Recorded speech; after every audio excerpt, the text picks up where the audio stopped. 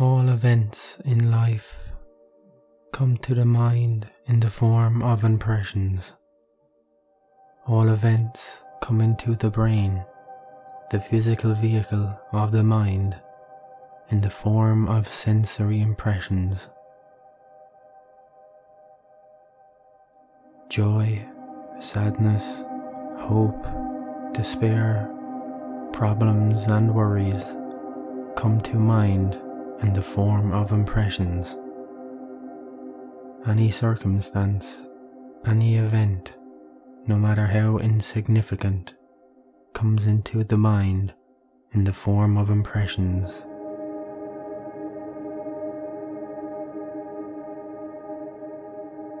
I repeat, unfortunately, we do not have an organ capable of digesting impressions. This is more than enough reason for them to become psychic aggregates, that is, eyes. For example, if we do not digest the bad impression that we receive from an insulter, then that impression becomes an eye of revenge within us. If we do not digest the impression that a cup of wine gives us, obviously that impression becomes the eye of drunkenness.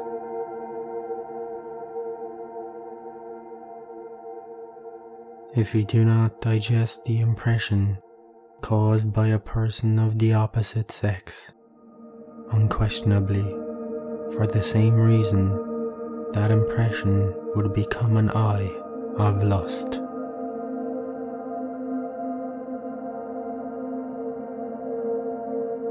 If we do not digest the impression that comes into the mind related to wealth, obviously that impression can become an eye of greed.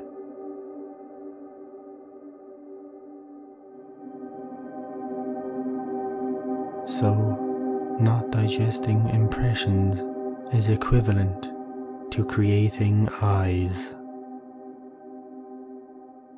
I repeat, undigested impressions become new eyes, new egos. So not only do we have the eyes that we already have, those that we bring from previous lives, but what is worse, we are creating new eyes every day, and that is unfortunate.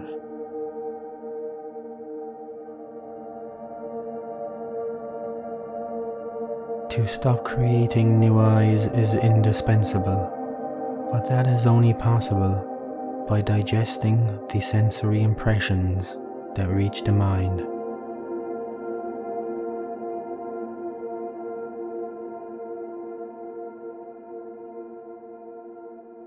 But how do we digest them? Through what system and in what manner?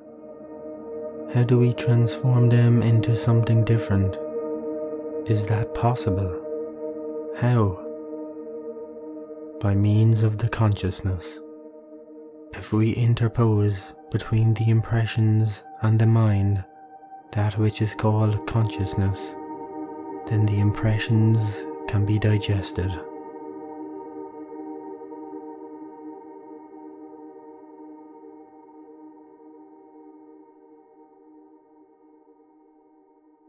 The impressions themselves are hydrogen-48, a fairly heavy hydrogen. When hydrogen-48 is digested through the consciousness, this then is transformed into hydrogen-24, which serves to nourish the astral body. This hydrogen-24, in turn, can be transformed into hydrogen-12 to nourish the mental body, and finally the mental hydrogen-12 digested becomes 6, with which the causal body is nourished.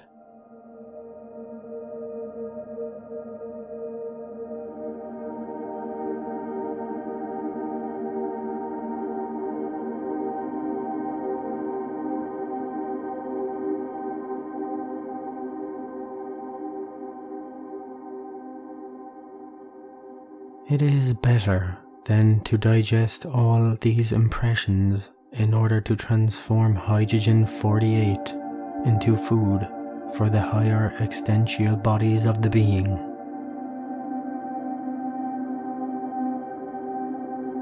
Normally, impressions hurt the mind, and the mind then reacts against the impact from the outside world. If they hit us, we hit. If they insult us, we insult. If they invite us to drink, we drink. The mind always reacts against the impacts from the outside world. We must avoid such reactions, and that is possible exclusively by interposing the consciousness between the mind and the impressions.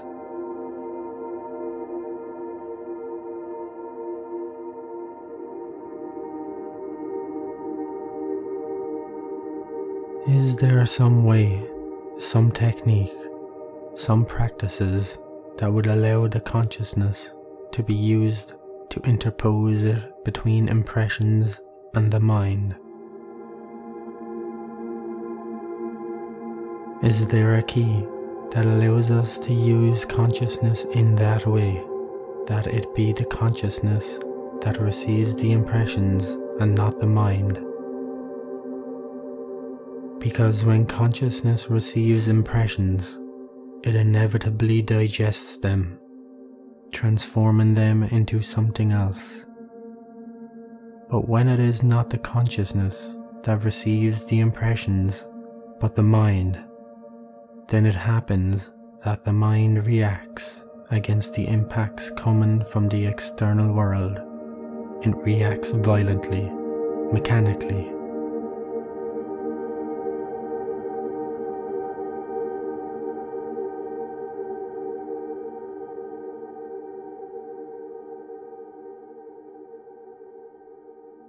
So how to use consciousness? How to use it? In what way? So that it is the consciousness and nothing else but the consciousness who receives the impressions and transforms them. I am going to tell you the key is very simple. Never forget ourself, our own being.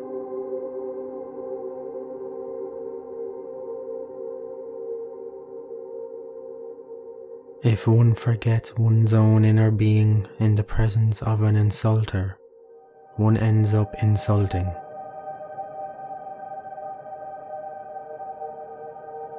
If one forgets oneself, one's own being in the presence of a glass of wine, one ends up drunk. If one forgets oneself, one's own being in the presence of a person of the opposite sex, one ends up fornicating.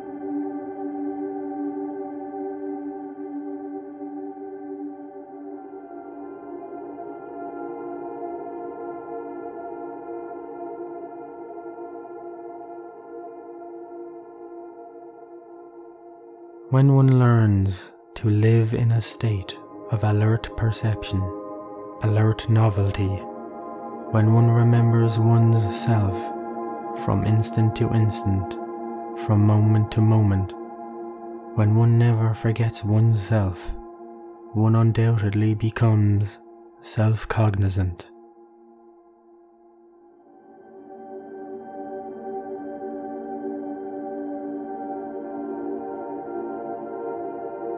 If one does not forget oneself in the presence of an insulter, if one does not forget one's own being, then one transforms those perverse impressions into hydrogen-24 that serves to fortify the astral body, and in 12 to feed the mental body, and in 6 to feed the causal body.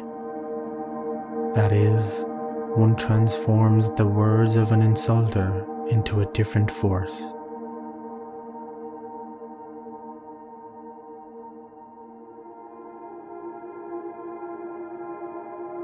If one does not forget oneself in the presence of a glass of wine, one transforms that impression, hydrogen 48, into hydrogen 24 and 12 and 6.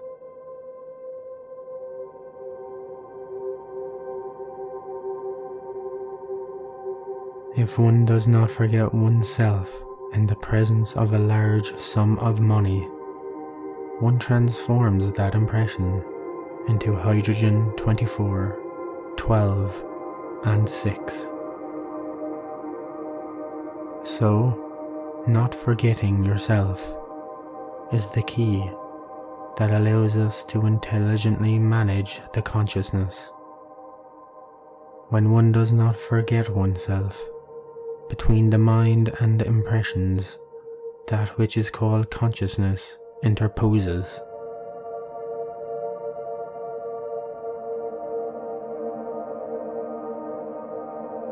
The beautiful thing is that it is the consciousness that receives the impressions that come from the outside world.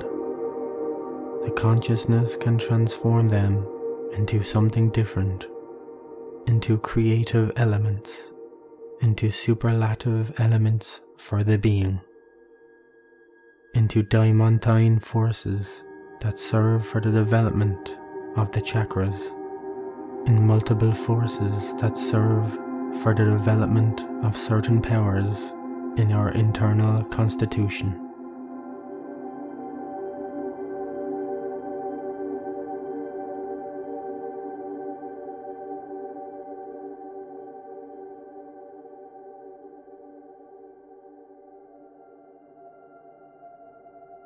It is therefore necessary to know that all the eyes that we currently have are the outcome of undigested, untransformed impressions, and this is regrettable. Unfortunately, people never remember their self.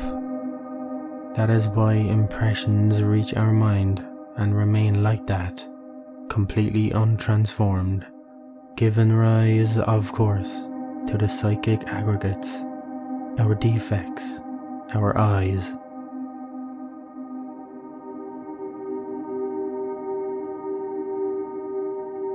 It is necessary to dissolve the eyes, but it is also necessary not to create more eyes. Someone could afford to dissolve the eyes, but if that one forgets oneself, that one creates new eyes again. This is the serious thing.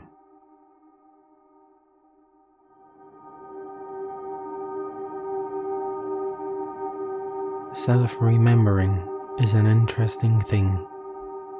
When one remembers oneself, one originates forces totally different from those of one's neighbors.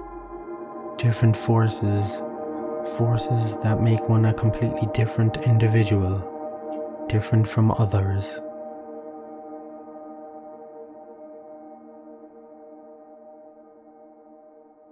It is interesting to know, then, that those who create such forces become different. Even their powers of life multiply.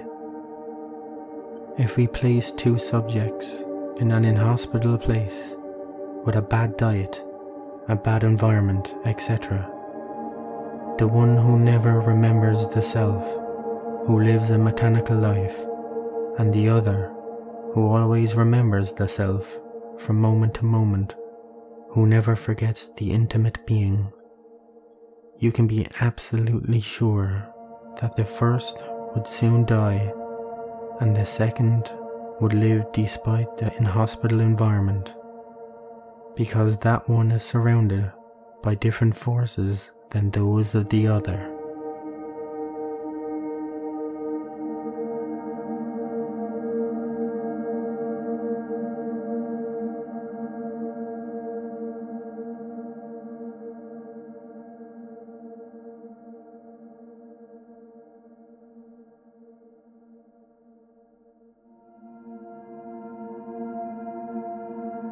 The whole problem of liberation is based on transformation, and transformation is based on sacrifice. Observe that all life is transformation. Thanks to the infinite transformations that take place within the maternal womb, the human organism can be formed. If we observe, for example, an egg, be it a snake or a bird egg, we see there latent possibilities, capable of development.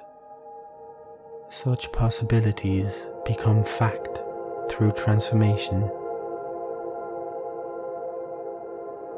The fire in chimneys, the one that warms us during winter days, is the outcome of transformation. Digestion in us is a whole process of transformation through which it is possible to exist. The transformation of the air inside the lungs is another transformation process, and if we want to transform ourselves psychologically, we also need to transform sensory impressions, that is, the third class of nourishment.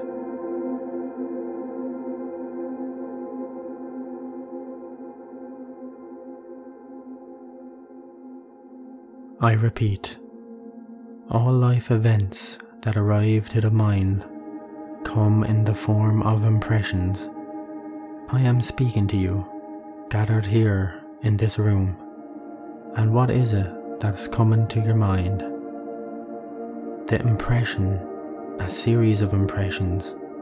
You see a man who is speaking to you, and you listen to him. Those impressions are coming to your mind, and in the moments when I am speaking to you, are you sure that you are digesting this impression?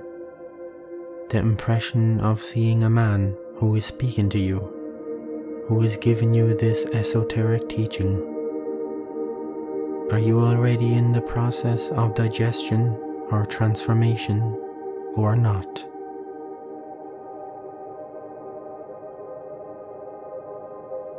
If you are not in the process of digestion or transformation of this impression, that of seeing Samael Aun Weor in front of you, speaking to you,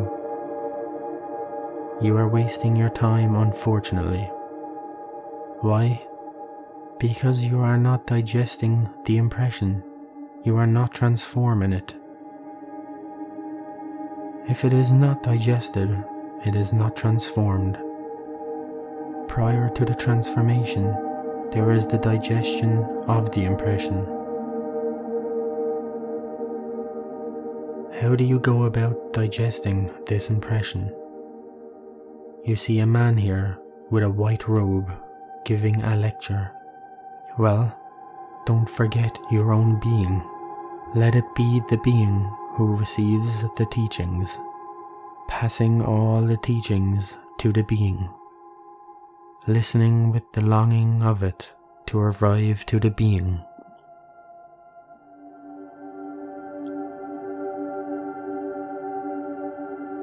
If you digest the impression, you understand it better. If you do not proceed like this, you are wasting your time, and the lecture would be, for this reason, useless. So we must start with facts.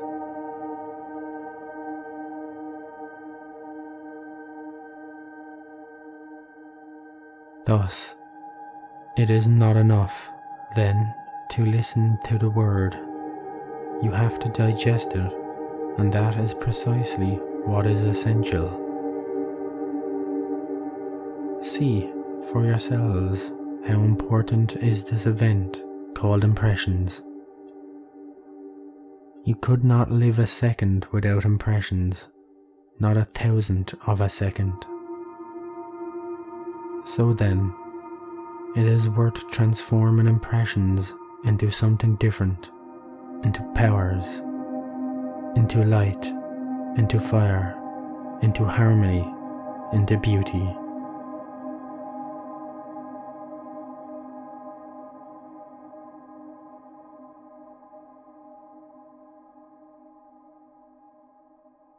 But if we do not transform them, they, I repeat, even if repetition makes me annoying, they convert simply into new psychic aggregates, into new defects.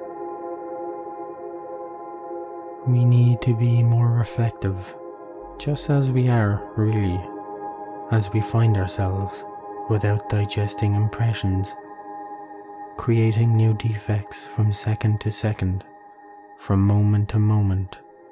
We are nothing more than simple machines controlled by psychic aggregates.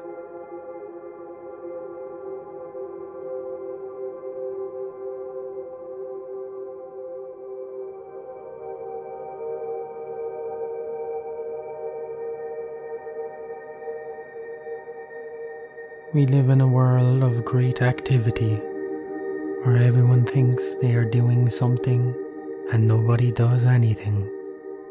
Everything happens to us, like when it rains, like when it thunders. Why?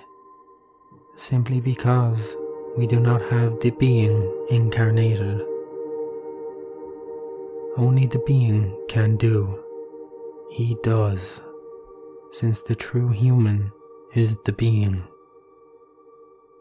But if the machine acts, something that is not the being, then one is acting like a programmed robot with a wonderful computer called brain. One is acting mechanically, so one is not doing, one is acting. One thing is to do, and another is to act. Any machine acts, moves, walks, fulfills its functions, because it is a machine, and has been programmed for its functions, but doing is something else.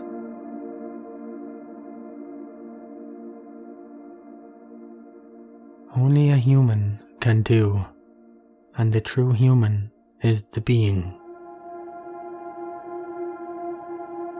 Let us distinguish between the true human, which is the being, and the machine. The machine is not the being.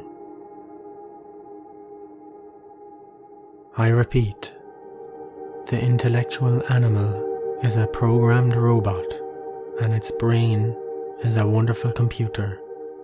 A computer that supports itself. A computer that mathematically calculates with precise accuracy what vibrations one needs for a brain surgery. A computer that records visual waves and sound waves, that records the exterior and the interior and supplies itself.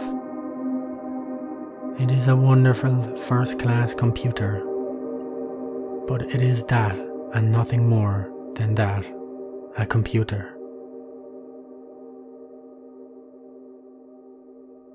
That computer is provided with a physical organism and uses it to come and go. Yet, that computer is in the hands of the ego and not the being, and the ego is the outcome of many undigested impressions.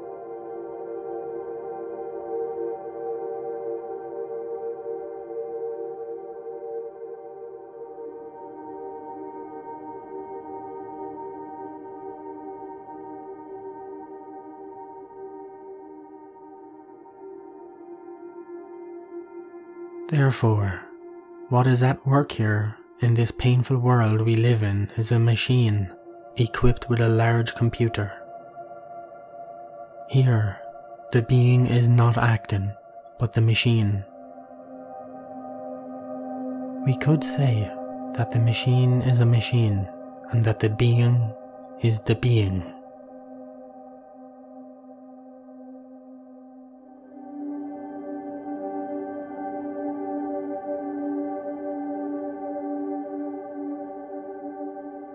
But what is, indeed, that which we call life?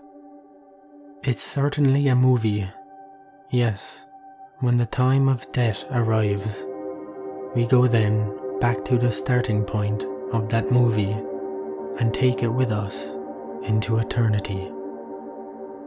When the film rolls back, when all this ego returns, the ego does so with his film. When the ego is restructured with a new physical organism, the ego then projects his film again on the screen of his new physical existence. And what does it project? His life. Which one? The same as always, the same as it had in the previous physical existence. That is to say, it repeats the same things that it did in the past physical existence and in the ones before that. Everything that the ego projects is programmed from birth into the brain.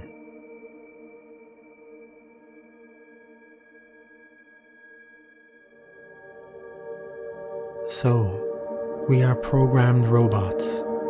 The being does not intervene at all in all of this tragedy. The being does not interfere in these matters. The being of each one of us moves freely in the Milky Way.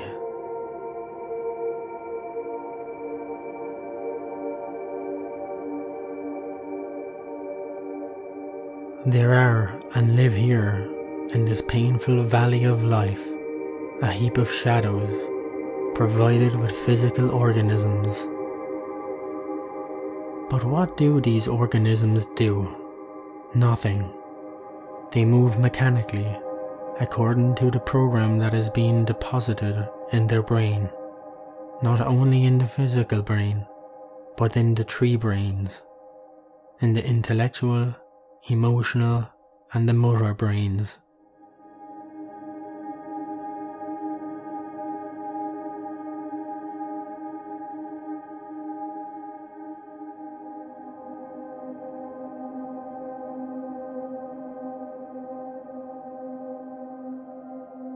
And the being, what does he do while we are here suffering, having jobs, crying, struggling to find how to pay the rent, how to buy a suit? What does the being do? He lives and moves in the Milky Way. Yes, he moves freely in the Milky Way.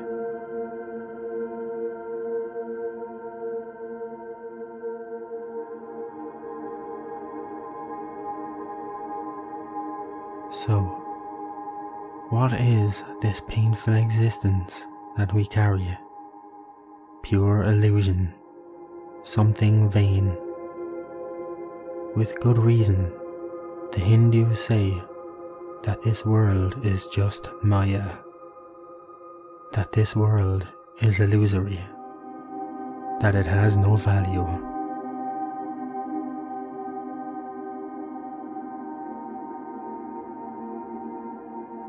We need, I repeat, to have a real existence, because we do not have it yet. Would any of you glorify himself on having a real existence? Which of you has a real existence?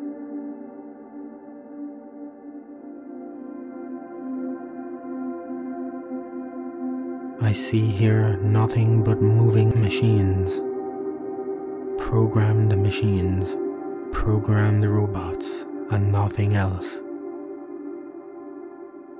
Obviously, we need to stop being robots, and we can stop being robots. But to stop being so, we must eliminate all of our psychic aggregates. This is obvious.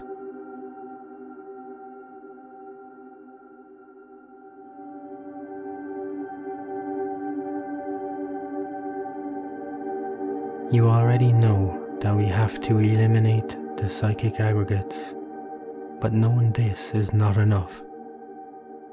We need to stop creating new aggregates, and we are creating them daily, by not digesting the impressions.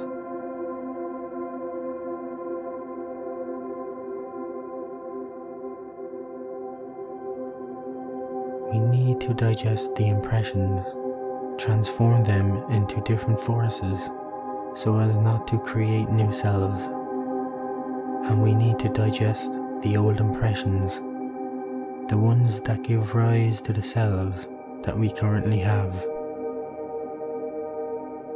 This is possible through reflection, self-observation, and elimination.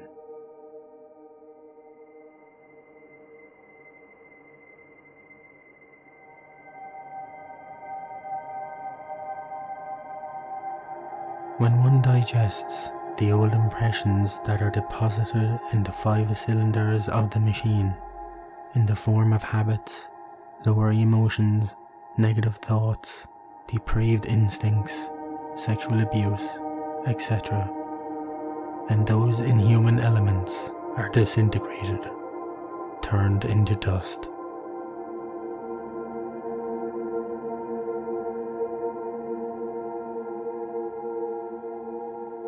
So it is not only necessary to digest the new impressions that come to the mind, but the old impressions, and they digest, I repeat and clarify, by observing ourselves from instant to instant, from moment to moment. We need examples, and I'm going to give them.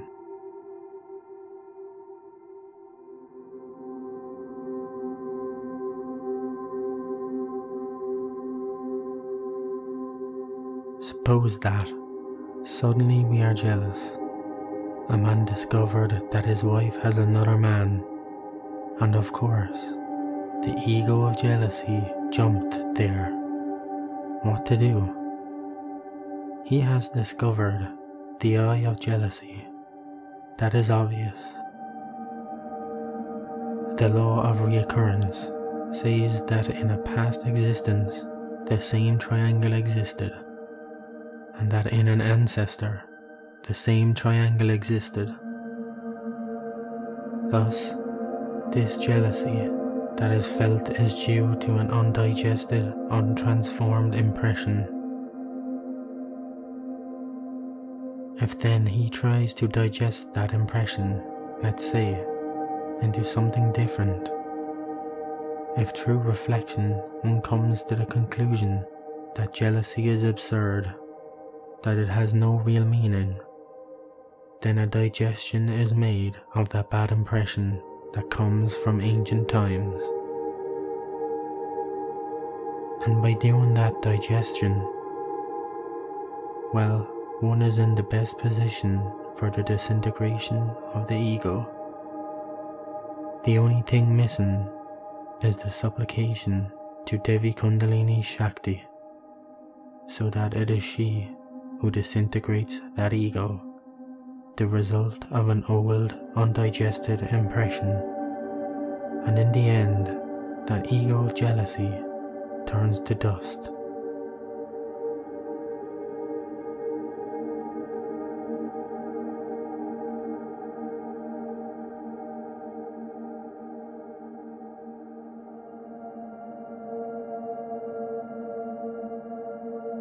Let us suppose that we fight with another person because he does not want to return money that we need. Unquestionably, it is an undigested impression. If at that time we went to collect the money and the subject did not want to pay us, and we feel a great disappointment and a desire to fight with that gentleman, then we must be comprehensive enough so that when we get home we meditate and try by means of introspection to digest that wicked impression. There is no doubt that the law of reoccurrence has worked there as well. There is no doubt that in a past existence, by law of reoccurrence, the same case occurred, We lent to the same man a certain amount of money, and he did not return it to us. And the same case occurred previous to that, and the same case previous to that, and the same has always happened. Because of that, we fabricated an ego of hate against that gentleman.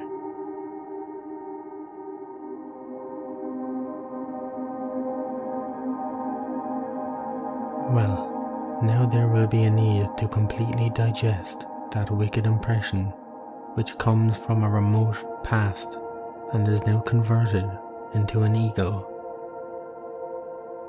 Digest it through reflection. Comprehend that this about money is vain, illusory, that at the time of death we do not take a penny into eternity.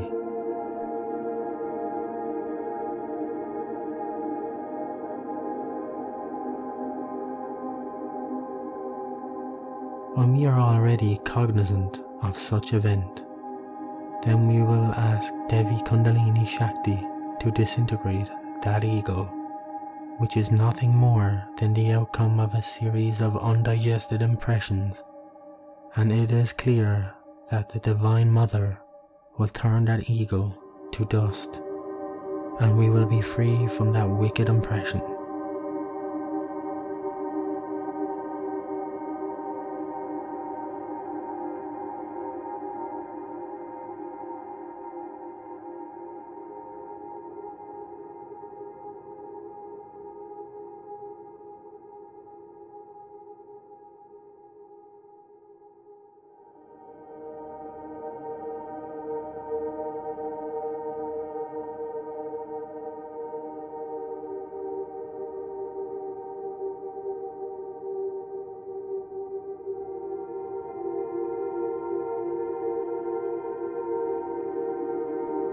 All of our egos are nothing but the outcome of untransformed, undigested impressions.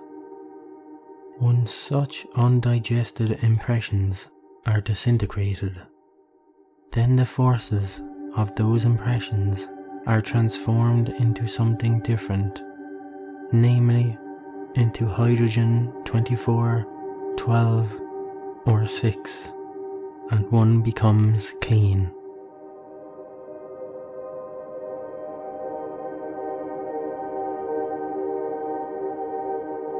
Thus, past and present impressions must be transformed into cosmic and divine forces, and this is possible by not forgetting ourself, by not forgetting our own being. When one does not forget one's own self, when one lives in a state of alert perception, alert novelty, then one transforms those impressions into something distinct.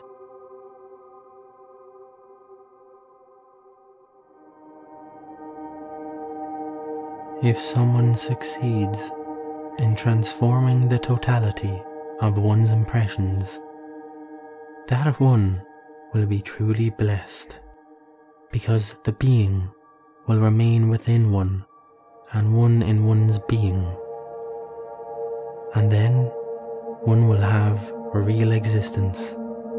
Then one indeed will be able to do, because one will have the being incarnated.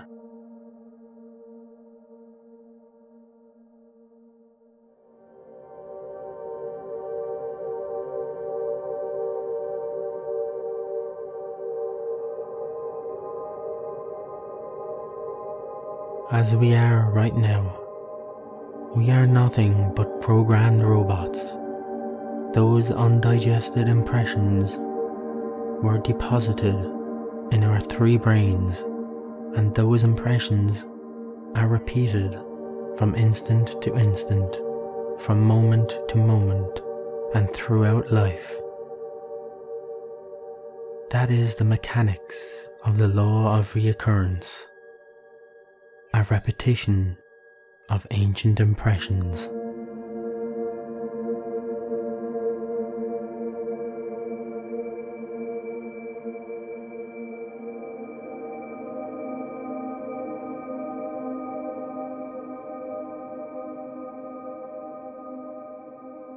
Do you think that it is pleasant to be machines, playing the role of robots, not having the being incarnated, living like this, like shadows in this valley of tears?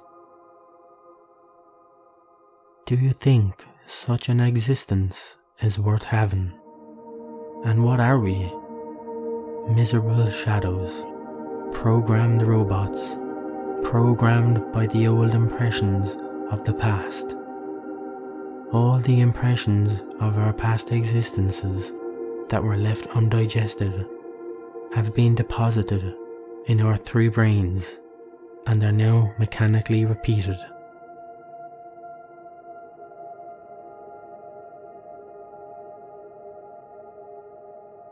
So we look like true robots.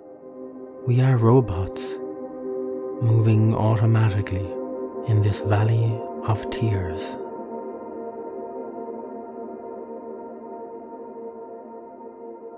How long are you going to want to live as robots? Until what year? Until what date? Reflect on this, my dear brothers and sisters, because it is truly a pity to be a robot.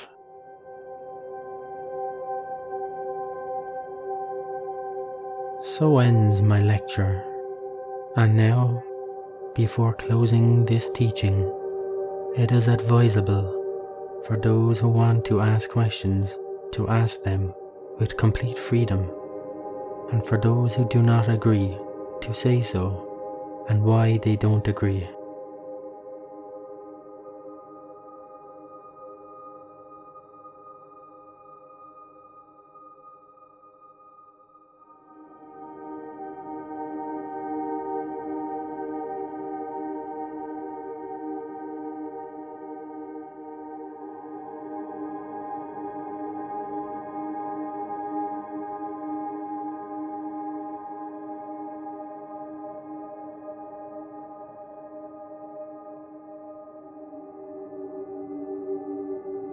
A student asked the master,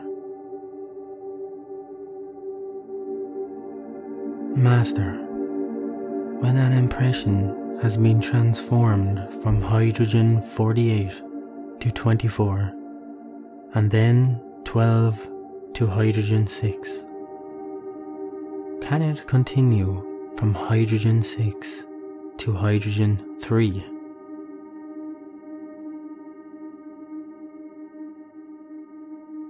The master replied, "Yes, it can go on to nourish the higher existential bodies, and even hydrogen 1 can come. Note that not only can one create the causal, mental, and astral bodies, but one can also afford to create all the 4 kayas, namely the Nirmanakaya, the Sambhogakaya, the Adhikaya, and the Dharmakaya. Obviously, the fine hydrogens that are needed in order to nourish these kinds of vehicles have to come out from right here, out of this physical world in which we live. They have to emanate or come from the transformed impressions, or in other words, from hydrogen 48, transformed in a staggered, gradual way.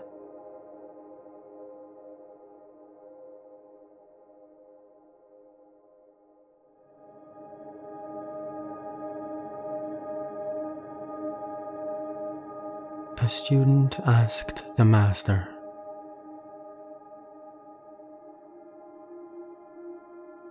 "Master, is the remembering of the self simply a psychological attitude, or thinking, 'Here I am,' with a present thought of ourselves?"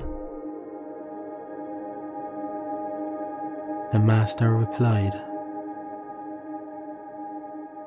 "If you say, 'Here I am,' you may be affirming the robot. You are simply affirming the robot. The robot says, "Yes, this is me. Here I am." Behold the robot. It is not about that. It is about not forgetting your own being, which is something different. The being normally lives in the Milky Way and is not currently incarnated within the robot, because the ego and the being are incompatible. It is about not forgetting our being. It is not about affirming the robot, but about affirming the being, which is different. Is there any other questions, brothers and sisters?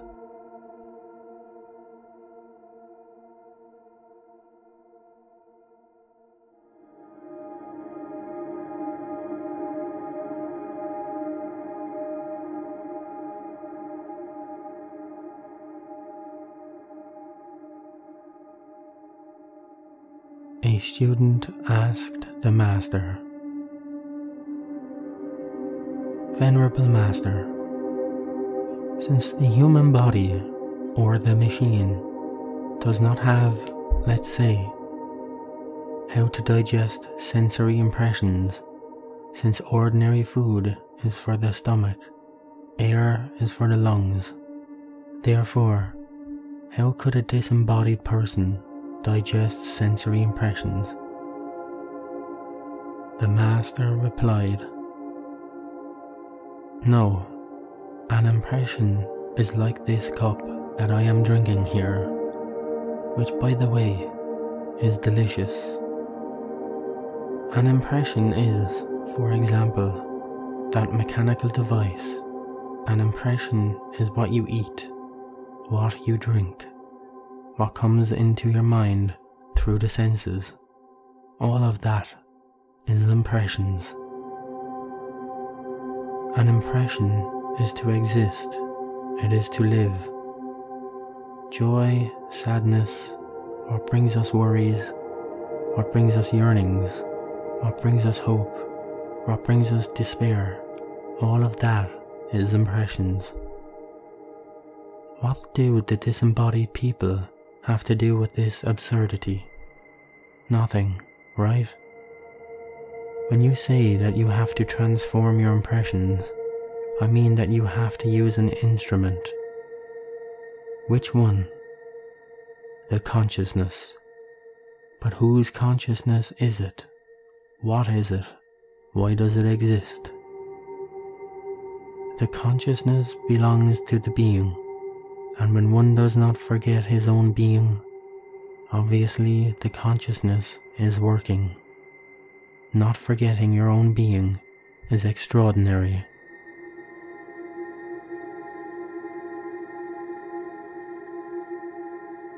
Why are there fallen angels? Because they for an instant forgot their self more than enough times in order to go headlong over the cliff. Thus, when affirming to not to forget ourselves, I am not affirming with this that it is a question of affirming the machine, the robot. No. Not to forget yourself means not to forget your deep inner being. That is what I am emphatically referring to. And this must be understood in the light of transcendental revolutionary psychology.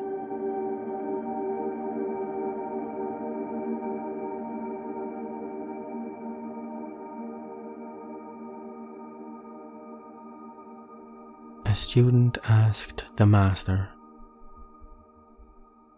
"Venerable Master, a person who has never experienced the being and who has not yet incarnated his being, what psychological attitude should this person take in order to remember himself and affirming his inner being in himself?"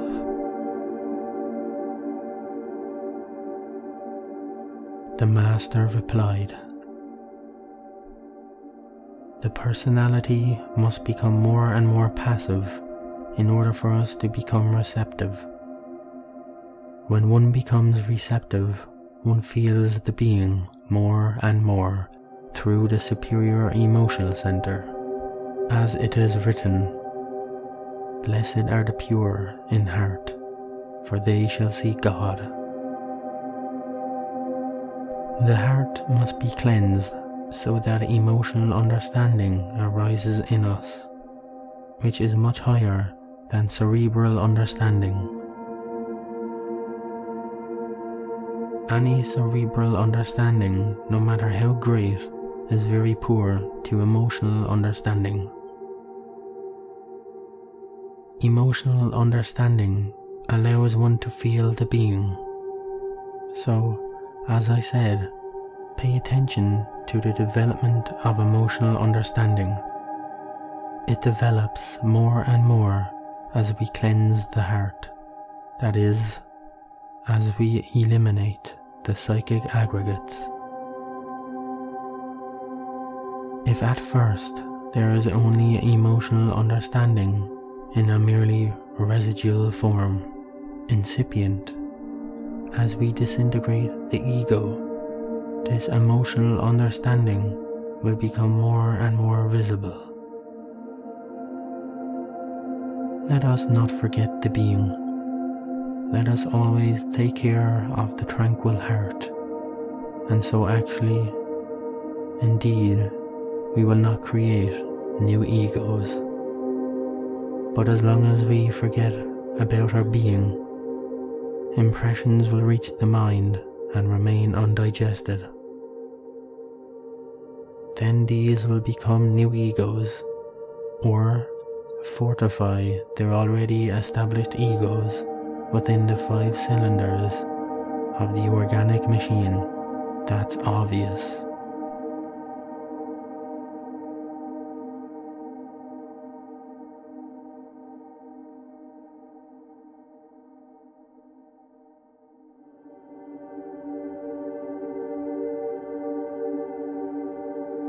A student asked the master, "Venerable Master, sometimes one feels that an ego is acting. For example, anger. One realizes that one has anger. One wants to understand the phenomenon of why this caused him anger. And yet, one does not feel one with the desire for the anger to go away, because such ego is strong. What to do then?"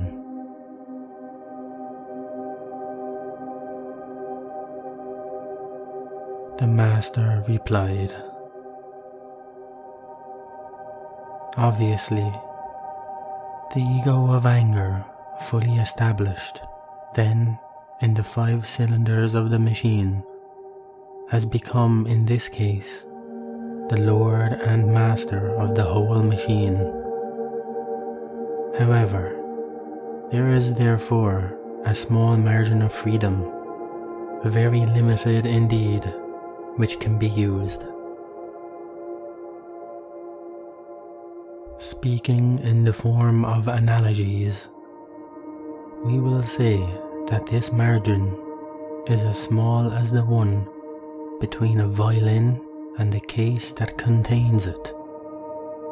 It is very limited indeed, but if we use it wisely, it can be expanded. We must appeal to the evident self-reflection of the being, and we must also appeal to self-observation to observe that ego of anger in action.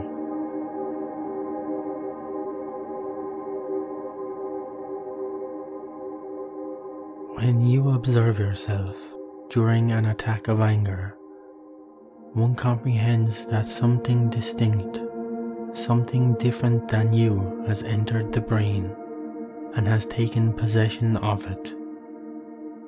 If one has verified through self-observation that reality, one then can take another step, which is that of the evident self-reflection, and by means of the evident self-reflection, obviously, has come to the conclusion that a demon of anger has taken possession of him. Then he can take the third step, that of profound inner meditation. Thus, through meditation comes a superlative analysis. You have to reflect. You have to make your mind clear about what happened so that such anger arose, and then one comes to discover that this ego of anger has other roots. It can be self-love.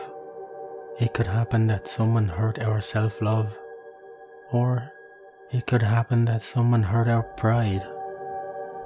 It could happen that someone hurt our susceptible mind, or that someone hurt our vanity.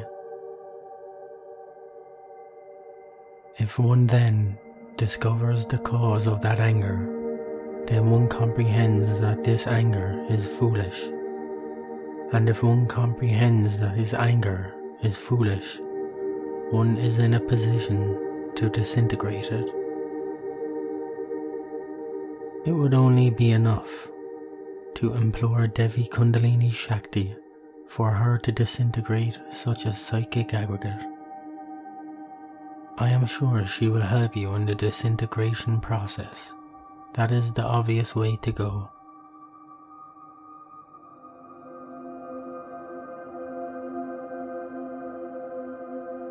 A student asked the Master, "Master, does inspiration play a role in all of this?"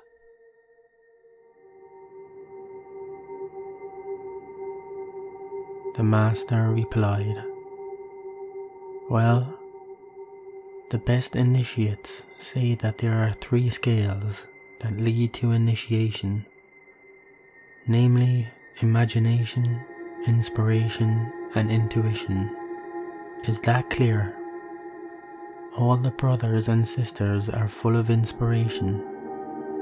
There is no one who does not feel the inspiration.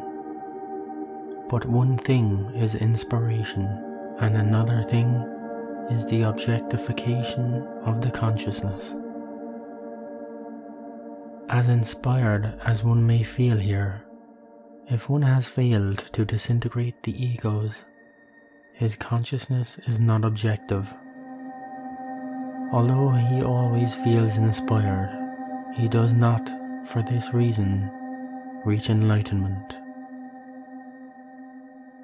In order to reach enlightenment, it is necessary for the psychic aggregates to disappear from us. Only by their disappearing does the objective, authentic inspiration arise in us, which leads one to the highest scale of intuition. The psychic aggregates must be disintegrated, and they could not be disintegrated if one does not live in a state of alert perception, of alert novelty.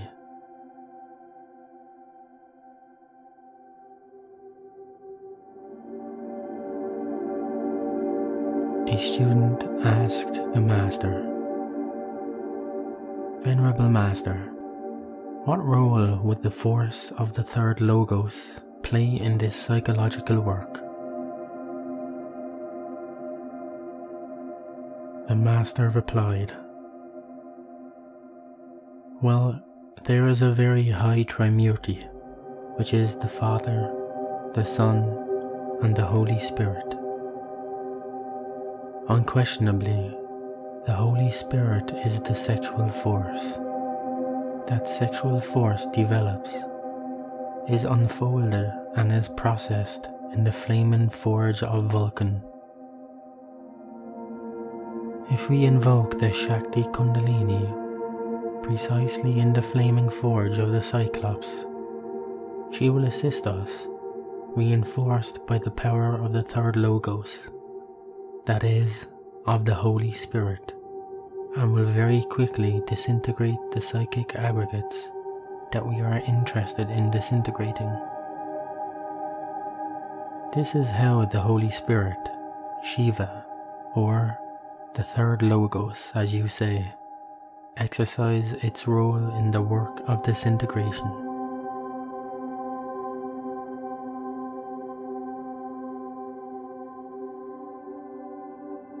A student asked the Master, "Master, I would like to know if the remembering of one's self would come to be then as to reach in such a state that one provokes the search of a profound longing to find the being, and thus maintaining that the 24 hours of a day, so that then the mechanical world does not fascinate one."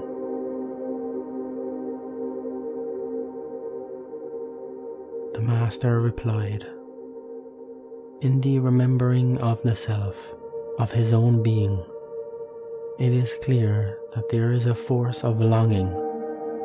This is expressed vividly through emotional understanding. This allows one not to be ego. It allows one to digest impressions. That's it."